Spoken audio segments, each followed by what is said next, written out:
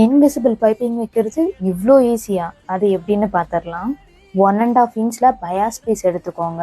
அதுதான் நல்லா ஸ்ட்ரெச் ஆகும். பைப்பிங் வைக்கிறதுக்கு தனியாக த்ரெட் இருக்குது. அதை எடுத்து ஃபேப்ரிக்கோட சென்டரில் வச்சு ஃபோல்டு பண்ணிக்கோங்க. இப்போ சிங்கிள் ஃபூட்டர் யூஸ் பண்ணி த்ரெட்டுக்கு பக்கத்துலேயே ஸ்டிச் போட்டுகிட்டே வரலாம். லைனிங் கொடுக்குற ட்ரெஸ்ஸில் தான் நம்ம இன்விசிபிள் பைப்பிங் வைக்க முடியும். அதுக்கு நான் ஃபஸ்ட்டு லைனிங்கை எடுத்துக்கிறேன். நெக்கை ஃபினிஷ் பண்ணுறதுக்காக 1/2 இன்ச் ஸ்பேஸ் விட்டுருந்தேன். அதே டிஸ்டன்ஸில் பைப்பிங் த்ரெட்டை வச்சு ஸ்டிச் பண்ணிகிட்டே வர போகிறேன். இப்போ மெயின் ஃபேப்ரிக்கோட ராங் சைட் மேலே பார்த்த மாதிரி வச்சு அப்படியே திருப்பிக்கோங்க.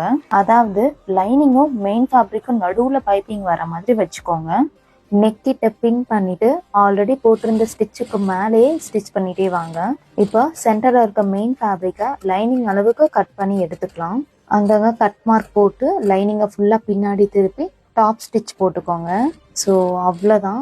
எக்ஸஸ் கிளாத் எல்லாம் உள்ளே போய் பைப்பிங் மட்டும்தான் வெளியில் இருக்குது. ஃப்ரண்ட் அண்ட் பேக் ரொம்ப நீட் ஃபினிஷிங்கில் இருக்குது. இதே மாதிரி ட்ரை பண்ணி பார்த்துட்டு கமெண்ட்டில் சொல்லுங்கள். தேங்க்யூ.